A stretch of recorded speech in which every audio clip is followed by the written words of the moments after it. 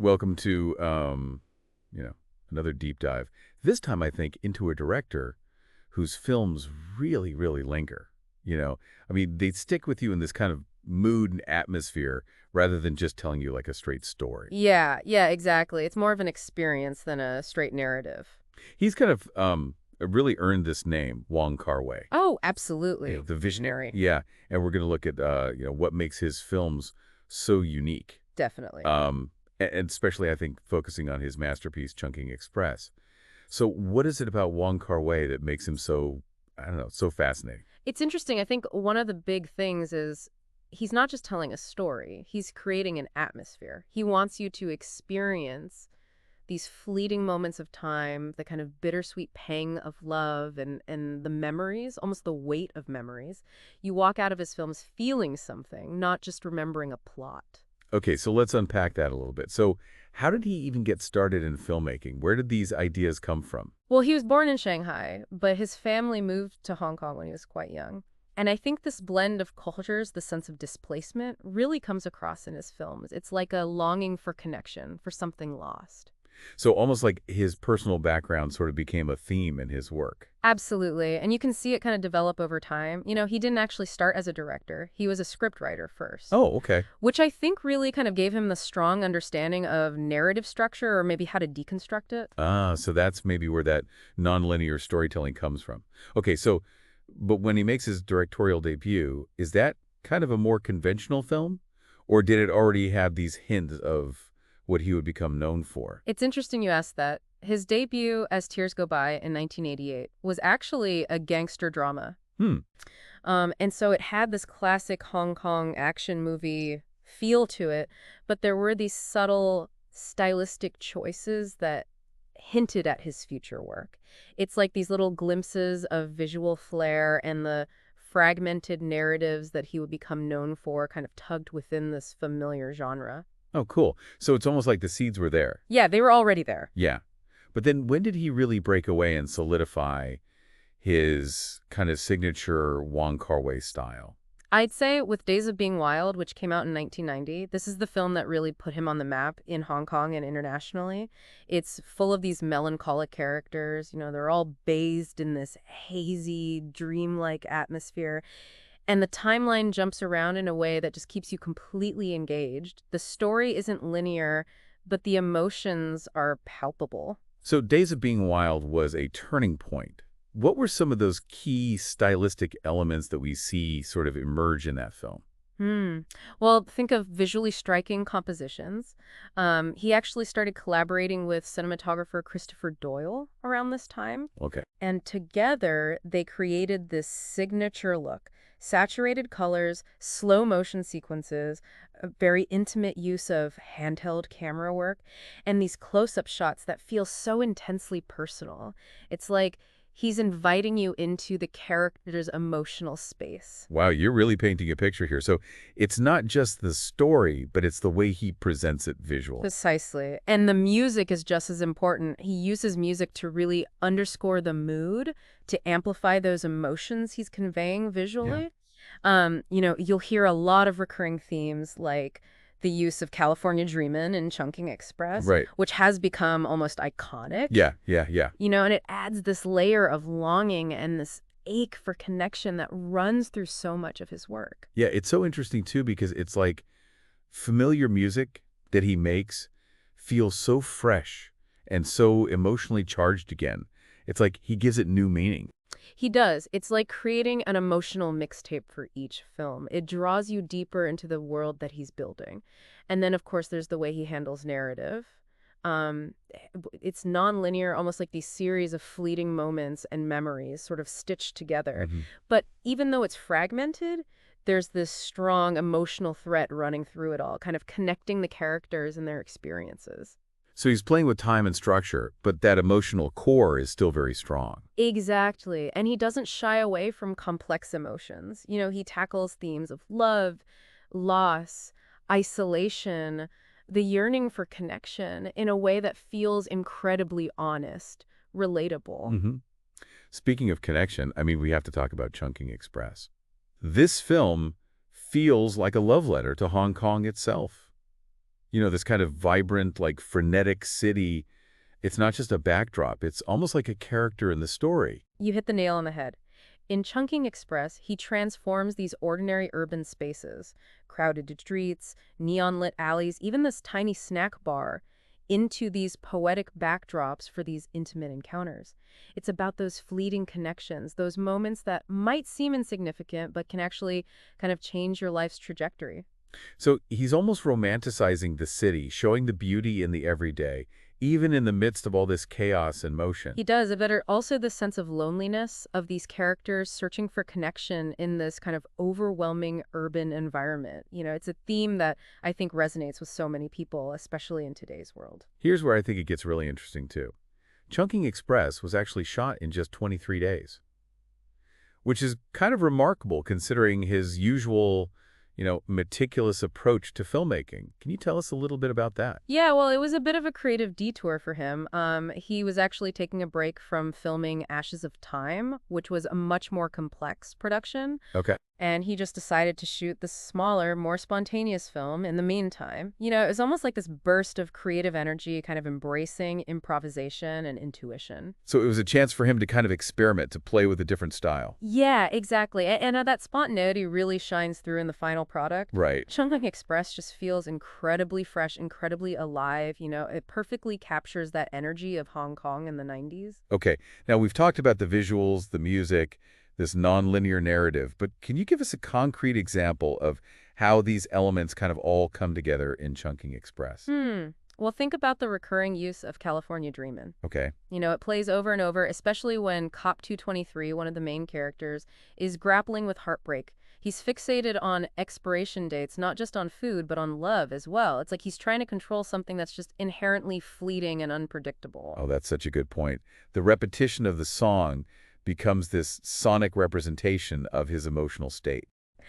And visually, you see him kind of wandering through these crowded streets, lost in his thoughts, and the camera's drifting between these slow motion shots and these intensely personal close-ups. It's like you're right there with him, feeling his loneliness and his longing for connection. And then there's that second story in Chungking Express, with Cop 663 and Faye Wan's character. Right. She brings this whole other energy to the film, doesn't she? Oh, yeah. She's like this breath of fresh air, this quirky snack bar worker who secretly starts rearranging his apartment Right. while he's at work. Well, he's gone, yeah. It's so playful, it's mischievous, and it completely disrupts his routine. Yeah, and the music that she's associated with, too, is so different, right? Like more upbeat. Totally. Kind of reflects her personality a little more. Exactly. She's got Dreams playing on repeat, that Cantonese cover of the Cranberries song. Right. And it's like her theme song embodying this youthful energy and her own yearning for connection. She's trying to break through his emotional walls in her own way. Yeah, so even though those two stories in Chungking Express are separate, they kind of both explore these themes of loneliness and searching for connection, but just with very different tones and approaches. Yeah, you got it. It's like two sides of the same coin, showing these different ways that we try to reach out to others to find meaning in these kind of fleeting encounters. And Wong Kar-Wai does it all with such a keen eye for detail, for those little moments that reveal so much about human nature. It's amazing how he can take these seemingly mundane settings and elevate them to something almost poetic.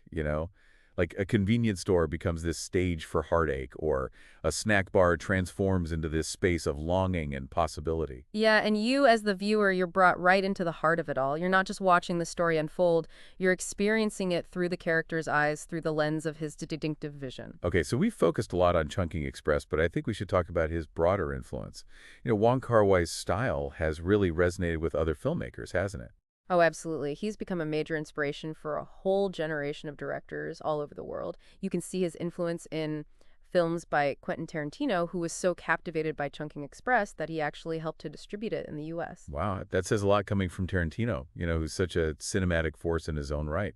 What is it about Wong Kar-Wai's work that appeals to other filmmakers? Well, for one, his unique visual language, that blend of slow motion sequences, handheld camera work, those incredibly evocative close-ups, it's a style that's both intimate and visually arresting.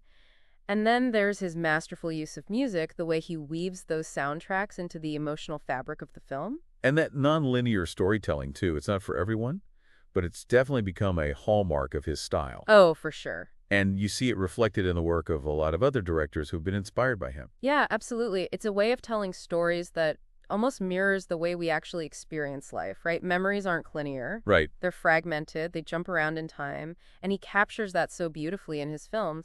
Yeah. So who are some of the other directors that have been influenced by him? Can you give some more concrete examples? Well, Barry Jenkins, who directed Moonlight, has cited him as a major influence. Okay. You can really see it in the way that he uses color and light to create these incredibly intimate and emotionally charged scenes. It's interesting to mention that because I feel like both of those directors have this ability to convey so much emotion without necessarily relying a lot on dialogue. Yeah. It's more about those subtle glances, the lingering shots, the way the music kind of swells at just the right moment. Mm-hmm. And Sofia Coppola, too, her film Lost in Translation shares those themes of isolation, those fleeting connections that Wong Kar-Wai explores so beautifully.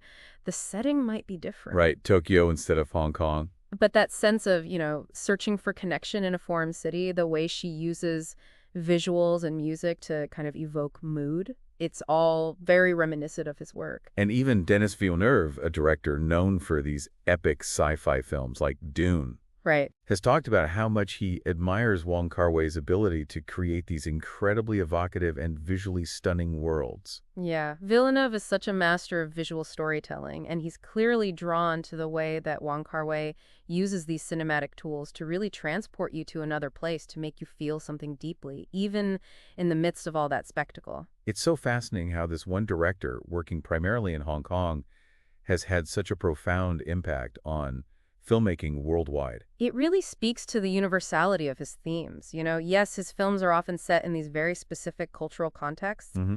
but the emotions they explore, love, the search for connection, these are human experiences that transcend cultures and borders. Yeah, and he does it with such style. Oh, he does. His films are visually stunning, musically rich, emotionally resonant.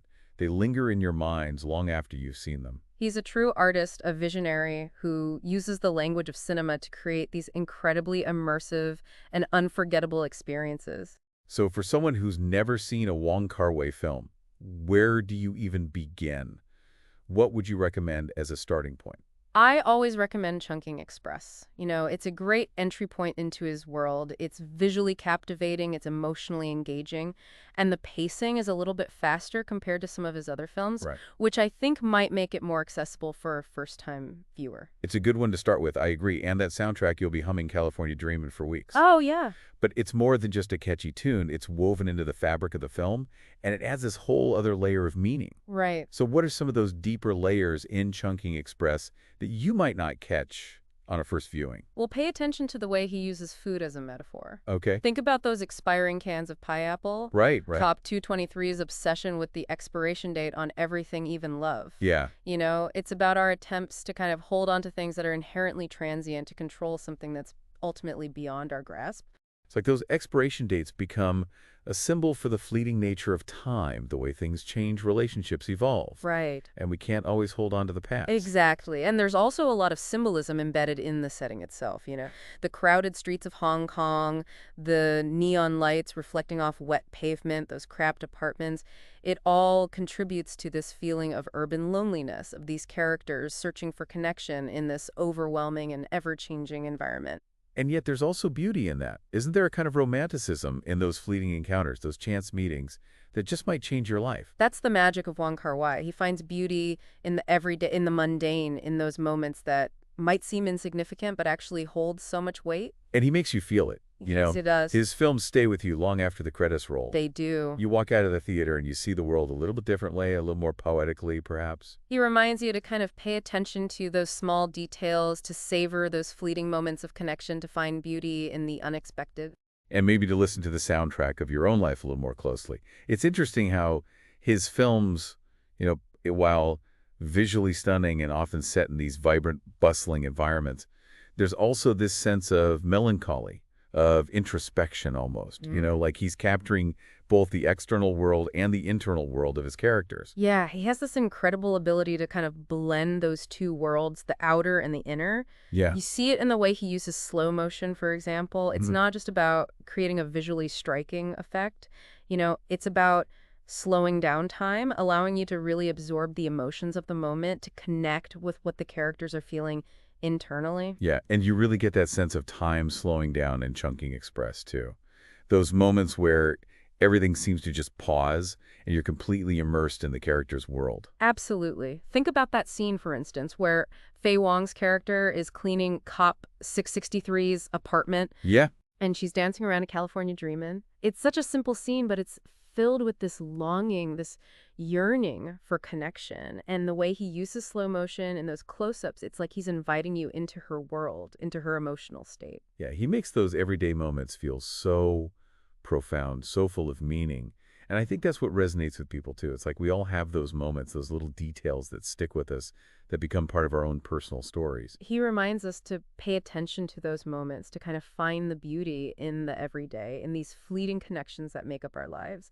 And he does it all with such a unique cinematic language, this blend of visual poetry and emotional depth. So for those of you who are ready to kind of step into the world of Wong Kar-Wai, where would you recommend they start? I always recommend Chungking Express. It's accessible, it's visually shunning, it's emotionally resonant, and you'll get a real sense of his signature style, that blend of music, visuals, and nonlinear storytelling. Yeah, it's like a craft course in Wong Kar-Wai filmmaking.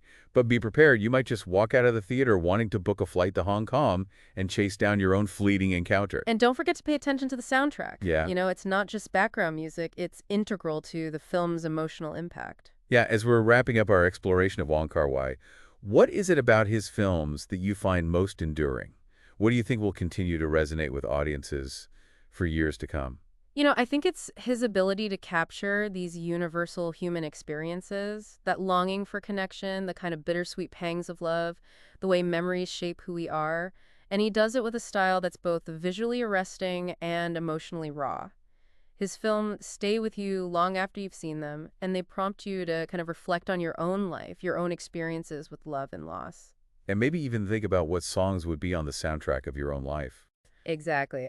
What melodies would capture the essence of your memories, your loves, your heartbreaks?